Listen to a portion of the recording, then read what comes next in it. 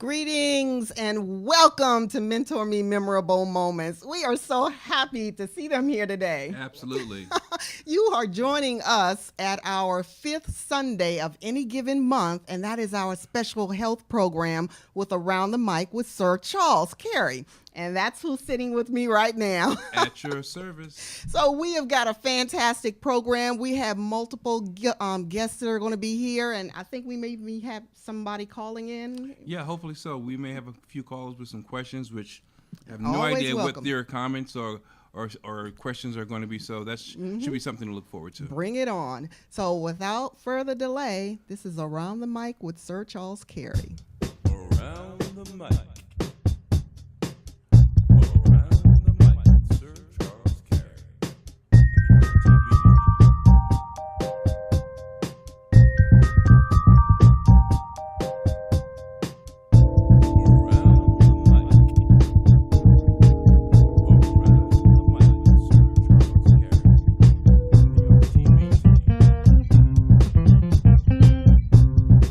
Charles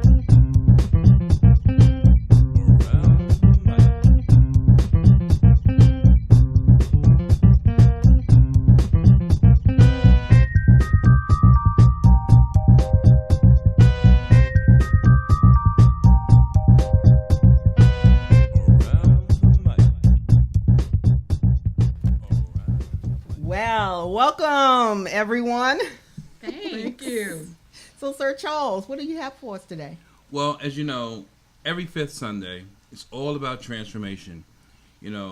Transformation is the key thing in life, no matter who you are, where you are, or what you're doing. That is, if you are expecting to evolve. And I'm very fortunate today, in addition to Tracy, I have some guests that are going to help us, talk about transformation from different perspectives. First, I want to tell you a few things that, to bring you up to date, because it's been a while since I've seen you. The Cure series is my baby. That's what I talk about all the time. The cure, the solution, the resolution, the answer for you fill in the blank. So, with that being said, don't really remember exactly where I left off last week or last time, but I'm going to suggest that you get a pen, a pad, use Evernote. I like Evernote. It's a good tool. Use Penzu, whatever you need, because you're going to hear some things today that it may just resonate with you. And if it resonates with you, you may want to write that down. Sometimes, our memory doesn't serve us as well as we'd like.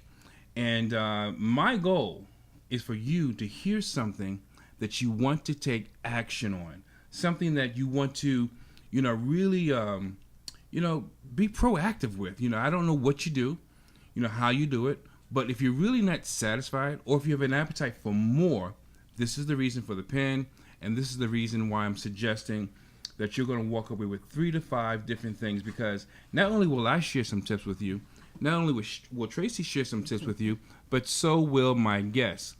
And we can go to the next slide. Basically, what I do is primarily for, next slide, business owners, people that are in leadership, people that, that have an appetite for more in their lives. And if that fits you at all, this program, every fifth Sunday, is perfectly suited for you, because I'm going to share some things with you from a non-conventional perspective that will give you something to think about, something to chew on, something to actually sink your teeth in. Now, I'm very fortunate.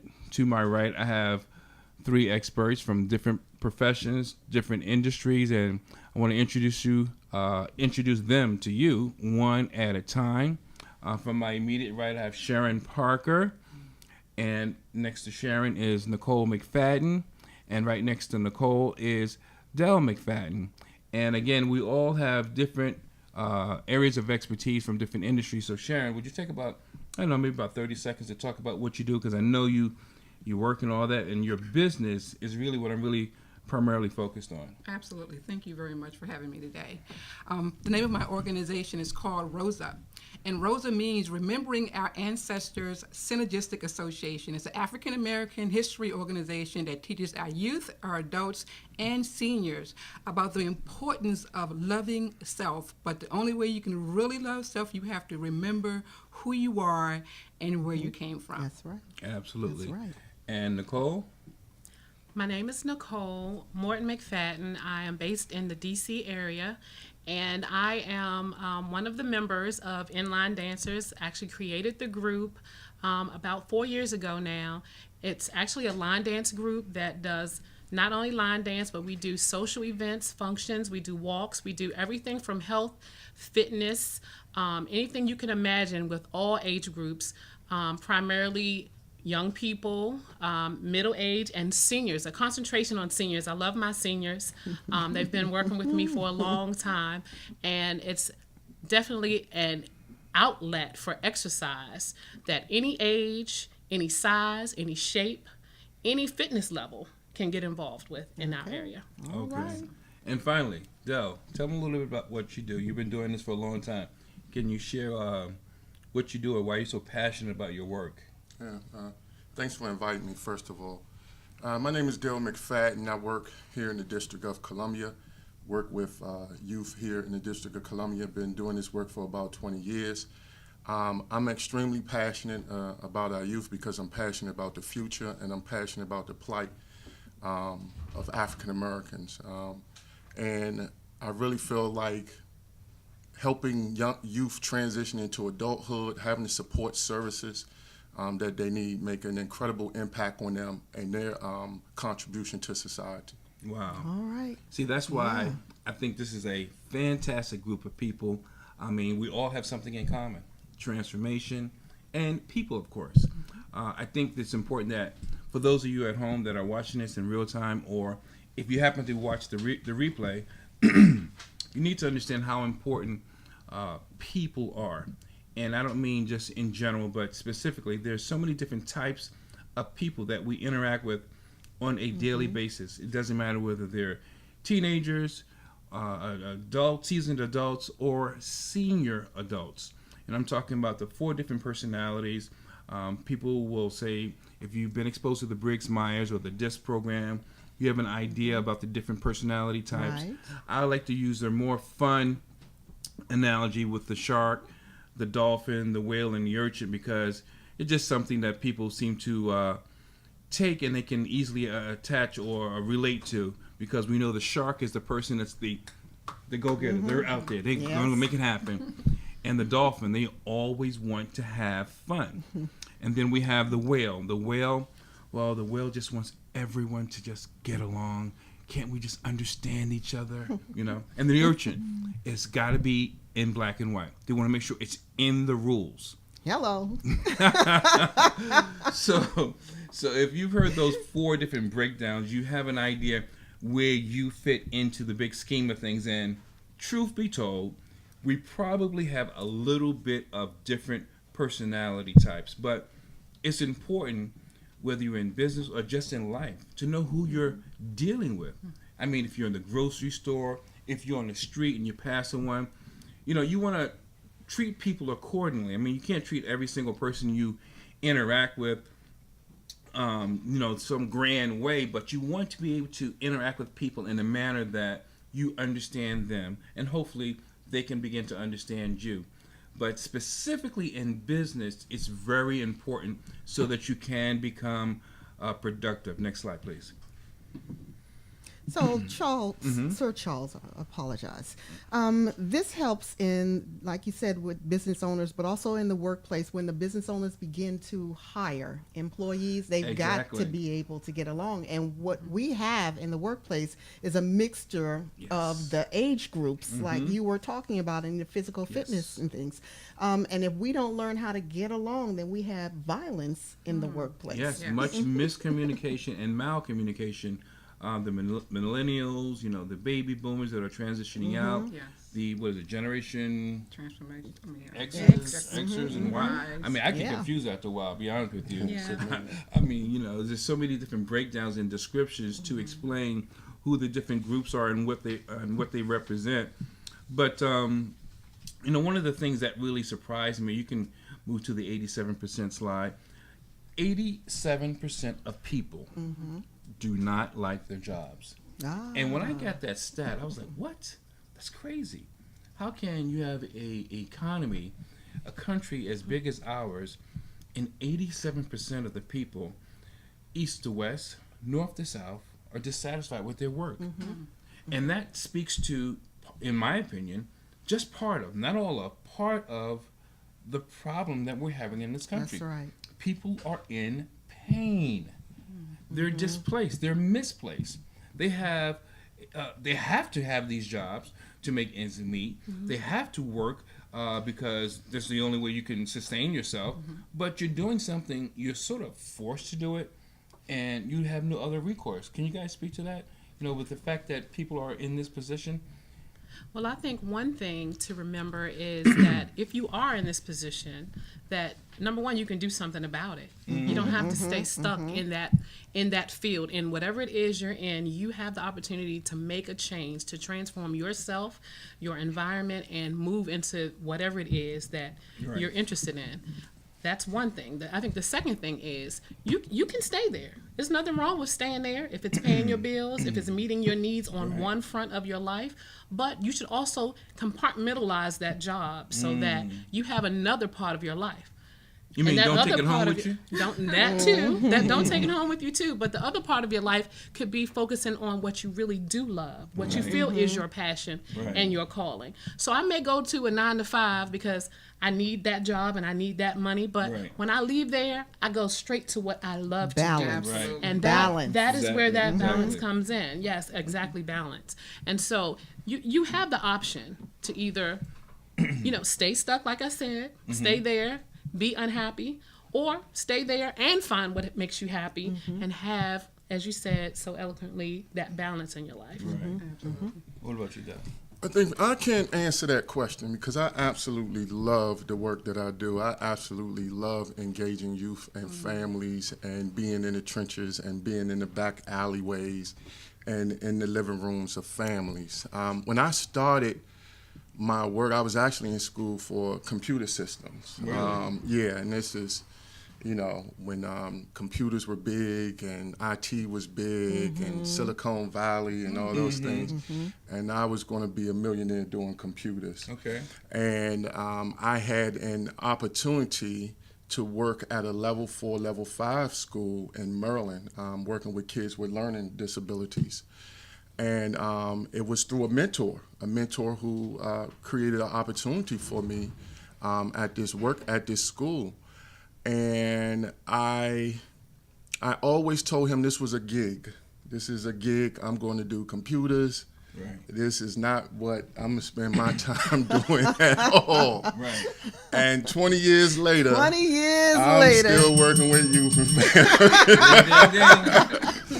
And so it became a passion because I see myself and I saw my family in the same situation, growing up in poverty, growing up in Kenilworth, growing up in Woodland, Langston Lane, growing up in Valley Green, growing up in some of the most impoverished communities in the District of Columbia. But having a mentor, having someone who coached me and got my attention and pulled me out of stolen cars and pulled me out of situations and led by example. And today, I think I do it. We say it's selfless, but it's not. We get gratification from the work that we do. Right. And I don't want to hog the mic. I'll definitely talk later. But I think we're not going to see. I don't see a paradigm shift in the effects or the fruit of my labor. I see small successes here and there. Okay. But like a director, one of my directors told me a long time ago. She told me that I was very naive.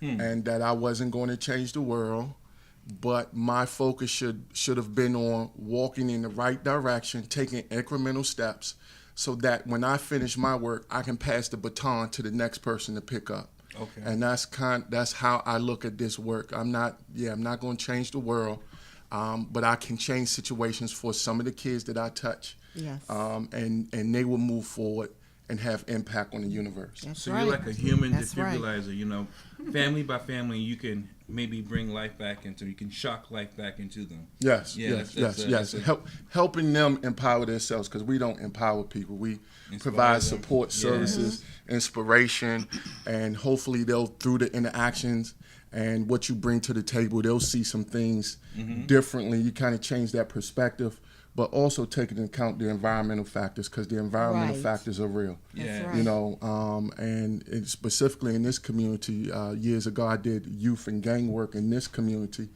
And you can go on any of these corners in any of these communities Right. and have the best inspirational speech ever. But if there's no food in my refrigerator, That's right. or I don't have Pampers, or grandma don't have medicine, or the utilities are about to be cut off, or I'm about to be evicted, I don't hear anything That's you're right. saying to me. That's right. I don't hear anything you're saying to me. And we have to understand the trauma that a lot of these families go through. Right. They're extremely resilient. They bounce back. And sometimes we just play as a catalyst, as a guide to get them to where they need to go. Now, what about you, Sharon? What's your perspective? What's the question again? Sorry.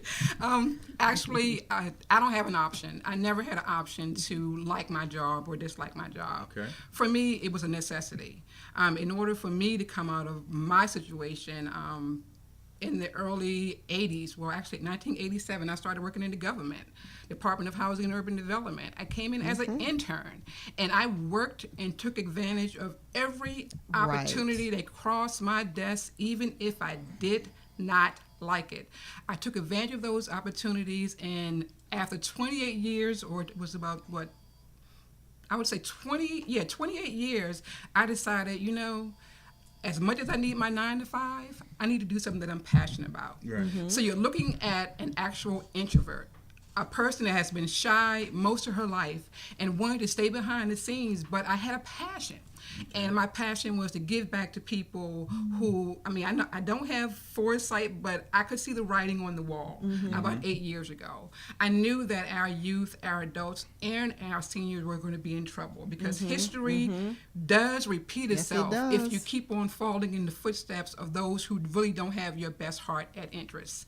And I saw a lot of us as African Americans, and I got to keep it real, actually chasing the dollar. Right. They were chasing the dollar, and they were giving our kids everything they wanted, honestly, but they weren't making them responsible. Right. They Right, weren't okay. making them work hard. They were just giving them things, and when all, you know what else broke loose in 2008 with the housing crisis, we were all stuck out there hung to dry because we did not prepare our kids. So today, you know, 8 years later, unfortunately, Barack leaving the office, there's a lot of issues in the community. And starting Rosa was one of those initiatives I wanted to do to build synergy in the community. For 8 years, I had to come out of my shell, get into that creative mind, which is not my forte, but I had to do it. Right. So I got into the creative mind, and I started meeting people and hosting events so that I could bring people together. So for me, the 87% of those who don't like their job, think about the alternative. You need to pay your bills, Right. but while you're paying your bills, also think about what you can give back to the community. And that's where your passion comes in. Charles says all the time, you know, you have to be aligned where you're designed. Ask God for, you know, to uncover that passion that you have in you and give it back. Well, see, that's one of the deals with, excuse me, Tracy, with the transformational model. People are so caught up in their existing lives, and I understand that there's so much going on that they don't seem to have an opportunity to just pause.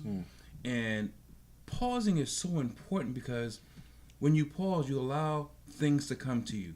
You allow yourself a chance to refresh your battery. You allow yourself a chance to sort of restart, clear the slate, and see things from a fresh eye. And if you can see things from a fresh eye, then you may realize that, yes, okay, maybe I should be praying more, meditating more. Maybe I should unplug so that I can be plugged into what I'm supposed to The do. right thing. But the only way you're going to be plugged into the right thing, you're going to need the right people around you, or some people around you that have something to say that resonates with you, something you can relate to it, whether it's financial, whether it's from a health perspective, whether from a historical perspective. And some people just don't know who they are. And I get that. It's not necessarily their fault. So you have people like us. We're coming to the table with these different entrepreneurial professions and interests and expertise, and we go out in the community or we travel around and we do these different things. And my hope is that someone out there in that 87% is going to say to one of us, hey, how did you do that? How did you get started doing that? Or, hey, I want to do that too. And that's an opportunity for learning. That's an opportunity for them to say, you know what? I could probably do that better than them.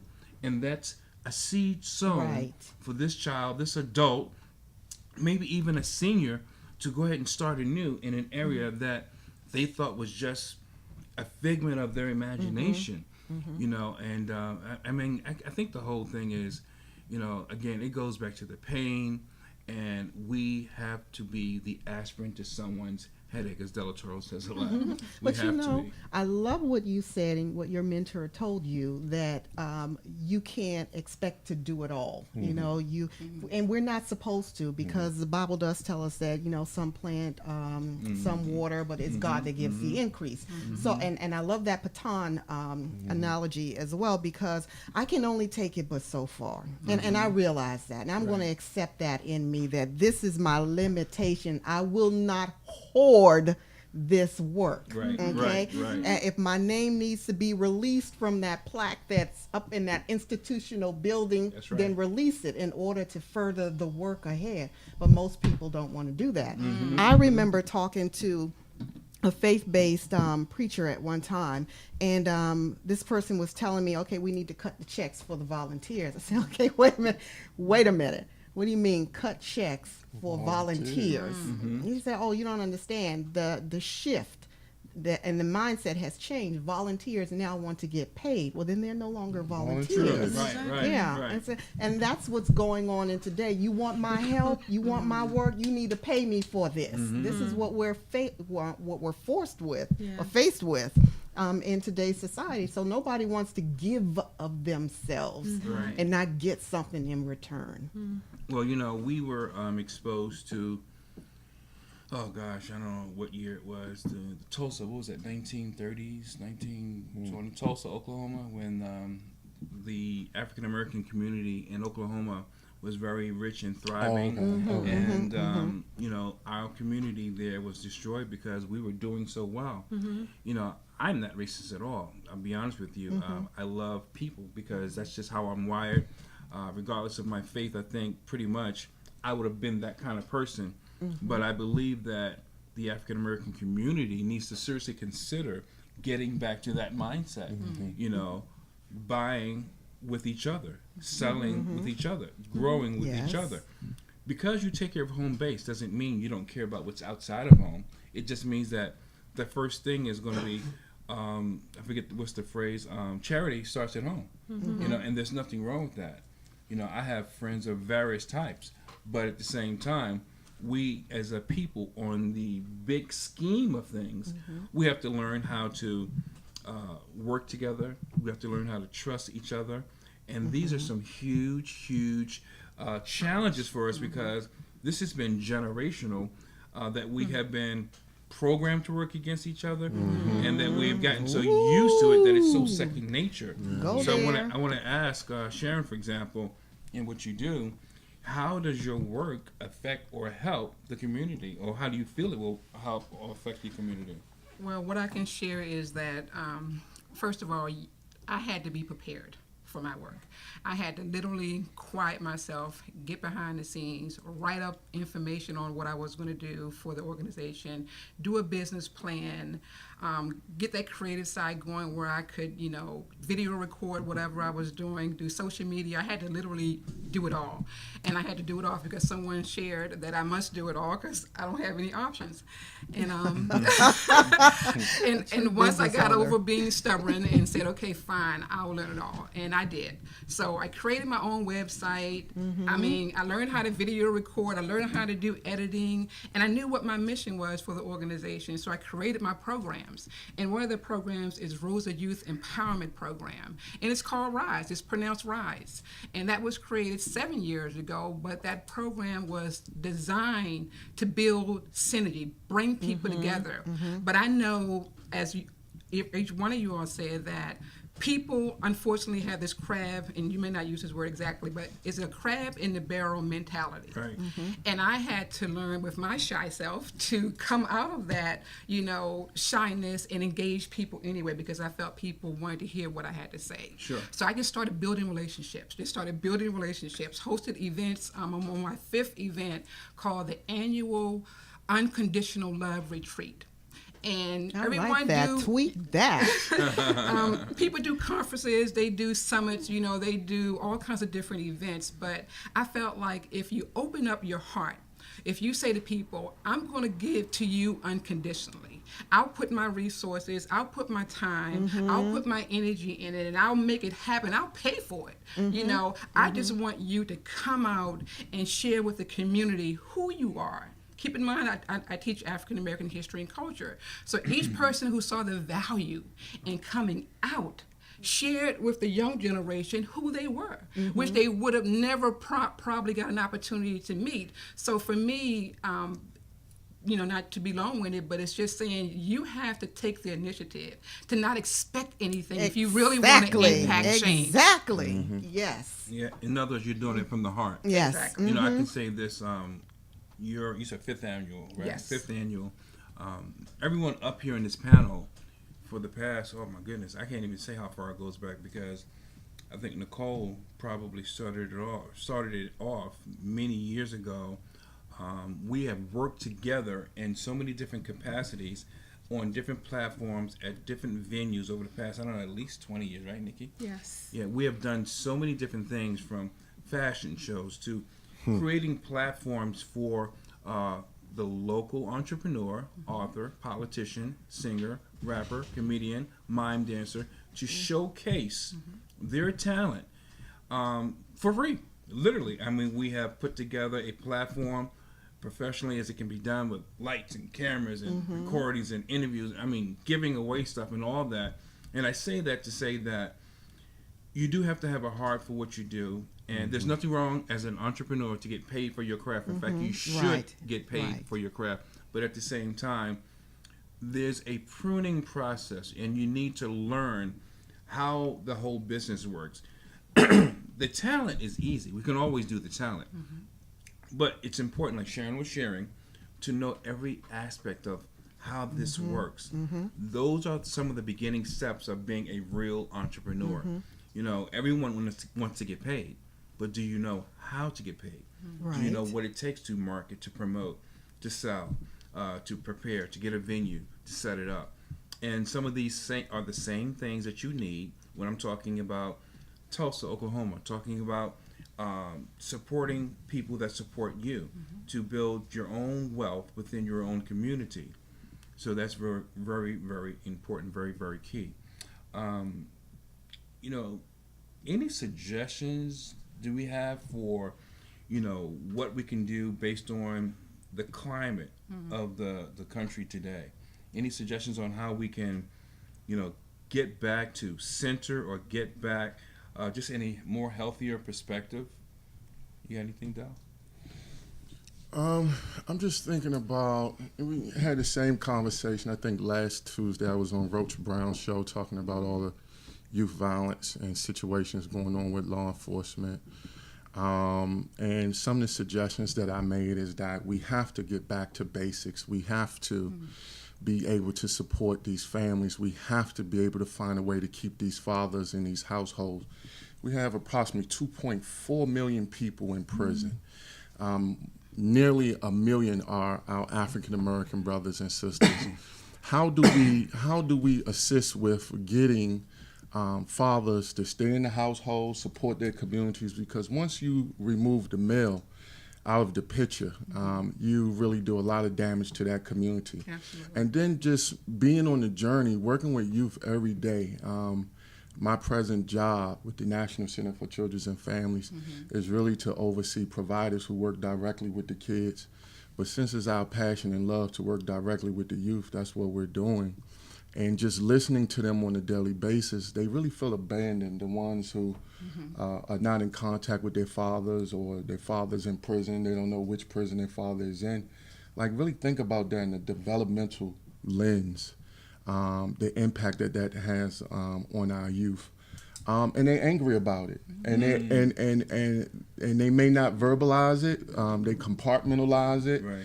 and a lot of their anger, we with our so-called middle-class selves, really not understanding a lot of the anger, or why is it that he went to jail over the smallest situation? It's because they're carrying around anvil-sized anger about society, and not feeling like they have a voice, feeling non-existent, feeling like they don't have a voice, and they're not part of society. And one of the things I really want to share, I had a young man, he's no longer with us. He passed away, that I was working with, mentoring. Great kid who really changed his life around. And I was coming to work one day. I wasn't having a great day. I was coming to work, and this is when I was doing the youth violence work, responding to homicides here in Northwest. And I was coming to work, and he called me. And I said, "What's up? Good morning, good morning." And he said, "Dale, I just want to thank you for helping me." And he said, "Last night I came in the house, and my mother was crying." And he said she wasn't crying because I robbed somebody or did something wrong. She was crying tears of joy, because I'm on the right track. I'm working now, and I'm doing this. And I said, okay, cool. I really didn't have time to like sit and talk with him at the time. Right. And I said, cool, that's great, man. I said, anything I can do. I was trying to get him off the phone, because I was like dealing with my own situation. And he was like, "Dale, I need you to listen to me." He was like, "Man, I need you to listen right now." Yes. Okay. So I said, okay. So I pulled the call over and I listened to him. And he said, "Man, I want to thank you because I finally feel like a citizen." Wow. I said, "A citizen?" I said, "Everybody's a citizen. Everybody's a citizen." He said, "No, man, I really feel like I'm part of society now." Wow. So a lot of these kids, they want to belong. They want to be in the larger society. They want to play their part. But because of their background, the door is shut, in their faces a lot of time. And so they don't come with that confidence. They don't come with that sense of achievement, belonging, and membership. And that's what we need to be able to help these youth with, getting there. And it takes the family. You can have programs all you want. But if you're just focused on the youth, and you're not focused on a holistic effort to support that family, with cross-sector support from government agencies, nonprofit organizations, stakeholders, and people in that community, there's no way you can change a community without the community. There's no way you can save a patient's life without the patient being part of the program. Oh my gosh, yes. Right? So and that's what, I'm kind of blown away sometimes through some of the efforts that we take around the work, when it's really not a holistic approach. It's funding is one thing, no sustained funding, and some of the programs I can definitely say that's no more, like Weed and Seed was a great program, and it went away. And I think they also have Project Safe Neighborhood that's still taking place, but it's not on the magnitude of the Weed and Seed program, which I was the coordinator for 4 years here in the Northwest community. And before Nicole or Sharon share more, I just want to say it's so unfortunate, because many of the laws and the rules have been created to be counterproductive to the community.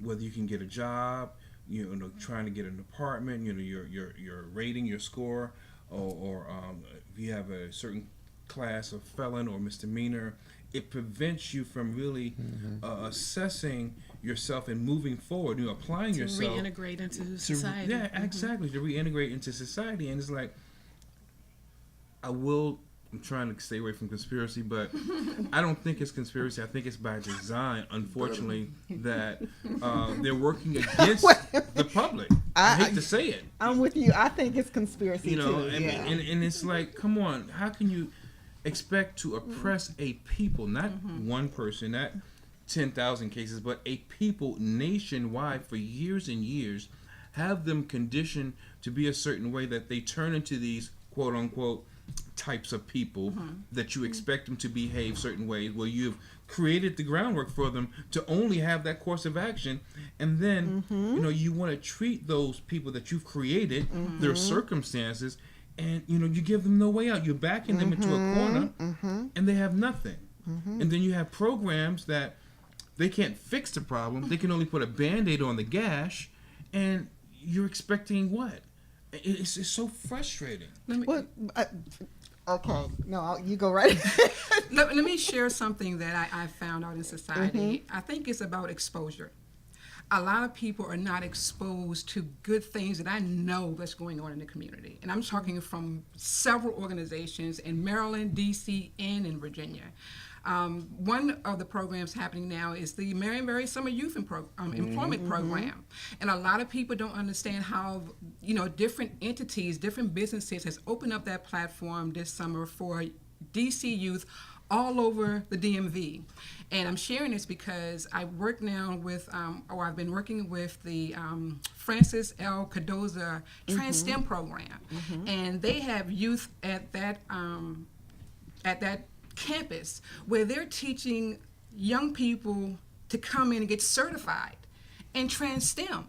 But because they haven't been exposed to the information, even though Marion Barry Summer Youth Program would have paid for it, they would have gotten paid, they would have gotten the certification. But if you don't know, you don't know. And I think it's our job collectively to do the research, to find the information, and make sure it hits all of our platforms 24/7. So I totally agree with the, a conspiracy platform when it comes to wealth. It's not about color anymore. It's about the haves and the have-nots. Capitalism. And if you don't have, you're not going to get exposure. That's right. Period. If you have, you'll be able to be in the cities where the masses are, who have these great jobs, taking advantage of great opportunities. So if I can add any value, it is to open up the platform for and to encourage all professionals in every industry, every walk of life. Stop charging our young people to come out to their event. Stop it. Get them on your platform for free and expose them to the people that you have been exposed to. It's not fair for you to shine 24/7 while several of our kids are behind the scene dying every day. I got a problem with that. Because if you don't charge them and you bring in the groups and the groups start growing, even if they don't grow, there is funding out there, whether it's local, state, or federal level, that will then pay for whatever it is that you're delivering to the community. But I tell you, I have to say this, because I've been thinking about this. I teach the financial health piece on this program. And when I saw that there was a bank in Atlanta that's going to become the first $1 billion ranking bank for the South, the first thing I thought about was when we grew our businesses back then, way back then, and we were doing well and we were doing business with each other, then some onlookers decided, oh no, can't have it, then let's destroy it. So then how do we protect ourselves this time around? Because, history does repeat itself. And we're in a digital age too. So if you go after them, then and my money's tied up into that, then what happens to what it is that I've created? A lot of these things we need to start thinking about as well. Have a plan B in place. Absolutely. I just want to say that some of our, I know I got a couple of texts, some of our supporters have been trying to get through, and I don't know why they haven't, but we've got a real fervent and exciting and fruitful discussion here. We're talking about authentic transformation. I'm Sir Charles Carey, and my co-host is none other than the show's director, Tracy Everette Duncan, and we have guests with Del McFadden, Nicole McFadden, and Sharon Parker, and I'm just really excited about our potential. However, there is so much work to be done. There is so much work to be done, and Sharon, I think you hit the nail on the head. You can't, get water from a stone. You can't get blood from a stone. Right. You can't keep asking or expecting the kids, our young people, regardless, I'm saying young, maybe even up to age, 22, 23, to pay for certain things if they don't understand how the game is played. We have to teach them how to play the game. They do have to be responsible, but at the same time, we have to teach them how to fish so that they can eat for a lifetime. And perhaps if you teach them how to fish, they will also include you in their lifeline. Yes, they will. That's Yes, cool. they That's will. tweetable if you want to put that out there. Okay. But in my program, the Cure series, in my book, Radiate the Brain and Change the Game. I'm saying this because I know a lot of companies are afraid, or they claim to be afraid to hire our youth. In my book, Radiate the Brain and Change the Game, the book is not just for personal development, it's also for professional development. And the book can be used as an assessment tool for hiring and for promoting. Many times you have many people, even in these mom and pop shops, that are in jobs that they really shouldn't be in. And what I mean by shouldn't, meaning that the job isn't suitable for the type of person, their skill set, or their lack of skills. And it's better to have someone that serves your business, even if it's a local mom and pop shop. You don't want someone in the back when they're good to be at the That's register, right. and you don't want someone at the register that's going to mess up the money when maybe they should be stocking or breaking down boxes. So if you can assess your employees, you can put them in a position that they can thrive at and they could really build. And then maybe later on they could pick up some other skills. But, that's part of the issue with the economy and why the 87% is 87%. People are not doing the jobs that are suitable for them, for their personality, for their temperament, for their character, and on and on and on. But I wanted to ask Nicole, back in the day we used to have programs, like after school programs, and you would go after school to study or play basketball, volleyball, have fun until it was time to go home. Your mom and dad get off of work. Now I know you do line dance. Do you think that line dance or some kind of physical activity would be a plus for our youth, because all they do is sit at home, get on their devices, and they say like this, and they have no social skills because they are constantly in a box. That's right. A box of a tablet, a box of a phone, a box of an Xbox, a box of a television, and there's no activity. What do you think about that? Well, while I don't personally work with young people, and I mean under 18, I do think that it's a great thing. Number one, because we have to have our young people healthy, just like everyone else needs to be healthy. Right. Excuse me. So just to give them that activity is an outlet. Right. Number one. Dale talked about how a lot of our kids are angry, frustrated. Right. So to have that outlet, that physical release is a great thing for them. Number two, it'll also help them to hone in on what their skills are.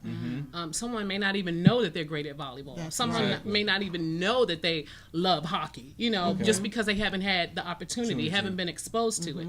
So it also gives them, number three, it gives them a chance to be a part of something. So they could be a part of a team, something bigger than just I. Right, Because it's right. not just about you. Nothing in this world that happens to you is right. about you. Absolutely. Say it Right. again. So that's the third thing that is a great reason why we should have activities for our young people. And then the fourth thing is because they develop. They learn life skills Yeah. from anything that they are able to be a part of. And they can take that into their adult lives. They can take that into the Right. workforce. They can take that into their own businesses. Those skills are things that can help them their entire life to be who they were created to be. That's a real important point. I talk about talking to our youth today, and a lot of times, they've left school or they're in and out of school, or they claim they're going to go to school and they really don't know how to get back because they didn't miss so many days. And Right. you ask them, what do you want to do? And they say, I want to play ball. But they're not thinking about, in your section of the city you live in, how many schools are there? Out of all of those schools, how many kids want to play basketball? How many kids want to play football? Now let's go to Maryland. How many schools in each county within Maryland that are saying the same exact thing? How many players are on a basketball team? 13. How many players are on a football team? Maybe 50. What are the odds of you honestly Right. being able to do that? Right. The odds are very slim, especially when you don't have the grades, the book knowledge. And there are and have been many exceptions, but you can't bank on an exception. And the key is, I used to give an analogy. I would tell kids when I spoke at schools, I asked them, what do you want to do? They say, I want to play basketball, football. I say, okay. So what do you do when the coach says, the roster's full? So I'll go play for another team. That's a good point. Okay. So what happens if you go to that coach and that team and they say, oh, the roster's full? Then they start looking up in the air because they've already run out of options. So I asked them, what's wrong with being or trying to be a coach's assistant, an assistant coach, a mascot even, a sports journalist, a sports therapist? Those are 5 or 6 other opportunities that keep you in the game. And you still may, you just may, get your chance to get on the field or get on the court. And when you do, if you do that, you'll have a different perspective because you've been on the outside looking in for however long versus just being one in the number trying to play the game. So it broadens their perspective. So, Nicole, you're right on point. We have to give them a chance. They have to give themselves a chance too. And that's why it's important that these different perspectives that we have, these different industries and professions that we offer, from financial all the way down to social, are so important that they get a chance to hear from people like us. But you know what, Sir Charles? Also, maybe they are saying, I want to be a ball player, whatever ball player that is, because like you three said, that is what they see. That is what's in the community. But if we who are also in the community will bring these other programs to them and not worry about the numbers. The numbers don't have to be large. If I can reach one child, then I'm a success right there. Absolutely. So we bring the business. That's right. And we bring the math and the STEMs and we bring the nursings and all those other things that they can choose from. Maybe ball playing won't be that big anymore, or I will be a ball player, but I'm going to be a businessman behind that because I need to know how to count my money. Absolutely. If we just expose them to a little bit more. Yes. And I agree. I remember several years ago working in this community. We did a cross-fertilization program with, I think it was 5 different neighborhoods, and we selected 4 youth out of each one of the neighborhoods. And we had the opportunity, was working with Columbia Heights Collaborative, and a lot of support from Councilmember Jim Graham at the time. And we did a project where we took 18, 20 kids to Aspen. Wonderful. Yeah. Beautiful. And so the year before, we went to West Virginia, we went camping. We had some issues, things of that nature, but it was so cold. I think it was blessed by God. It was so cold they couldn't even concentrate on beefing. And myself, I was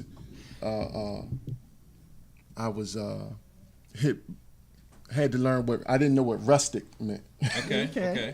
So read it, rustic. Okay, I don't know what that means. Went down there. That means no running water, no heat. You know what I'm saying? And so.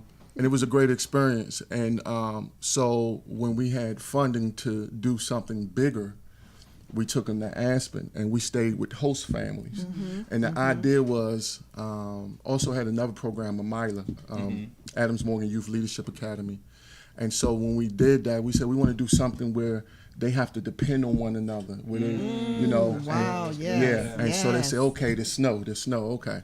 So we went to Aspen. We didn't pay for lodging. We stayed with very affluent families. Okay. And on the last day, we had 2 communities that were definitely at odds. The last day, I talked to my youth and I said, so what do you think now about the situation? And he said, oh, I'm cool. We talking everything. I don't have a beef with him. I only have one concern. And I said, what? He said, don't take any pictures of us. Why?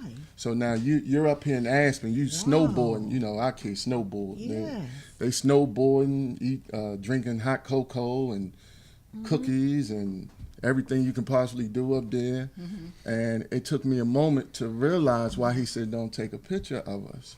Because he was concerned about coming back to the community. That's right, yes. And getting blowback from his peers about being in Aspen with a feuding community. And so these environmental factors play a big piece, but that exposure is incredible. And I say that because, and of course we encountered some racist comments in Aspen. I think the population is 5,500. We didn't run into a lot of blacks every day. And we heard comments like pretty dark on the ski slopes today. But my kids, my kids, they came Don't to me and say, tweet that. You hear that, Dale? You hear that? I said, yeah, but hey, that's their issue. That's not an issue with us. That's right. And we had an incredible time. And those kids came down that ski slope like you would not imagine. I'm talking about they really pushed it. So exposure, guidance, mentoring, supports is very important, and you have to walk through the trauma and the journey with these youth. Yes. And we're participating in Marybury Summer Youth Employment Program as well. And what I see is that first week you're building that relationship, right? That second week you're building that relationship. That third week you're building that relationship. But now you can definitely say and do things that you couldn't do the first week because they see that you're consistent. Absolutely. Right. They see that you Right. care. They don't Right. care what Yes. you know. They want to know how much you care. That's right. People So don't care how much you know until they know that you care. Yes. I want to share one thing, and I Okay. don't want to interrupt, but before, it's very, very, very, can't say very enough, important that we remember that we have to vote. And not Yes. only do we have to vote, we have to teach our children to register and vote. This is a very, very important election year. And as so many people talk about, we have control, but if we don't exercise that control, then we're constantly setting ourselves out. Yeah. I want to share one more thing. Don't assume that our children, our adults, and our seniors are functionally ready to really do what needs to be done. In the Marybury Summer Youth Program, what I've realized in this last 5 weeks, that they're passing our children off. They're graduating them from high school. They're graduating them from college. And they can't read. Right. Right. That's They right. can't read, they can't write, they are concentrating on their phones. And when we talked about sports, Right. they're preparing them to just play sports. So Yeah. just want to share that. Wow, we got to wrap this up. This was Yeah. nice. Yeah, that's a systemic problem that's been going on for probably decades, honestly, unfortunately, especially for those who are fortunate enough to get into the athletic community and they just get pushed through, and then when things don't work out, they get a knee blowout, they don't know what to do, they don't want to go back to school. So but I see that the key is to be authentic. You have to be aligned where you're designing. It's up to us again, us and people like us, from the financial again down to the social, to help these kids know that they are worthy, that they are valuable, and our communities as well. Our communities are worthy and valuable for more and to do more. So, very quickly, how can our community, we broadcast to 150 nations in all 50 states, how can they get in contact with you? Sorry for Okay. Dell coming back. Okay, you can definitely get in contact with me at 240-204-4821. Again, that's 240-204-4821. If you have any questions about programming, working with youth, issues in the community, you can definitely call and get in contact with me that way. Okay. Nicole McFadden, and you can get in contact with me on Facebook. I have a page, Line Dance Fitness with Inline Dancers. And I definitely can't leave without shouting out my partner in crime, Michelle Stroman, who helped me bring Inline Dancers into fruition. So definitely check us out on Facebook, Inline Dancers, and we are Line Dance Fitness with Inline Dancers. And that's the letter N, inline dancers. Okay. Yes. Okay. Thank you. Actually, I'm serving as the president for the Blacks in Government chapter at HUD. I'm also serving as president for an organization called MOST, Mothers and Others Serving Together. And of course, my passion and organization is ROSA. For those who want to contact me via my website at www.ROASALIV as in Victor, ES.org. That rosalives.org. I'm on social media, every platform. Look for Sharon E. Parker.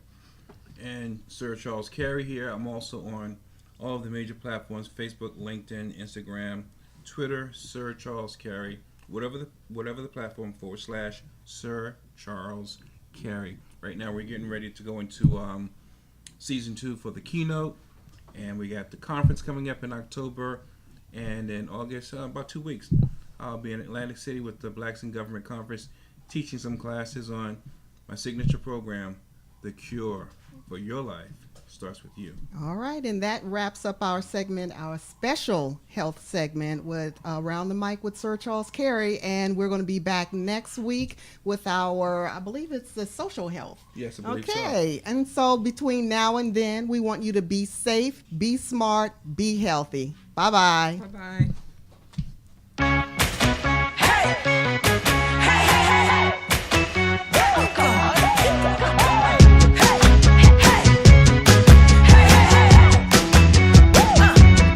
Well, I wear my clothes like this because I can. And I wear my hair like this because I can. And I walk around like this because I can. And I do my thing like this because it's who I am. And if you expect me to give you an apology for being nothing that you're used to, go right ahead and wait. Hold your breath and concentrate. Keep holding till your face turn blue. My road ain't your road, but just I know just where I'm going. My flow ain't your flow, but just I know just how I'm flowing. I'ma do my thing. Please feel free to hate and complain. Said I'ma do my thing. Say what you want, but this one ain't gonna change. Said I'ma do my thing.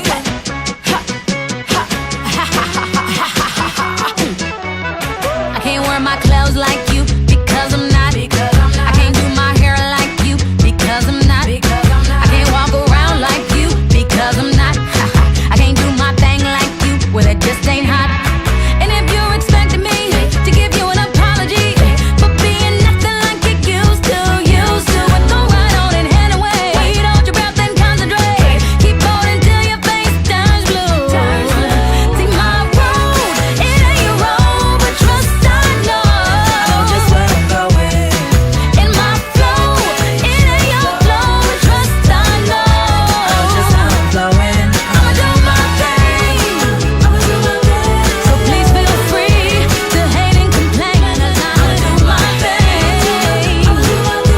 And say what you like, 'cause this one ain't gonna change. I'ma do my thing. You don't know where I'm going, and so you think I'm lost. I ain't on your page, okay? So to you that means I'm off. When I dance to the beat of a drummer you don't hear and you can't see. So if I look off beat to you, well the problem must be you, not me. Irregular and never error.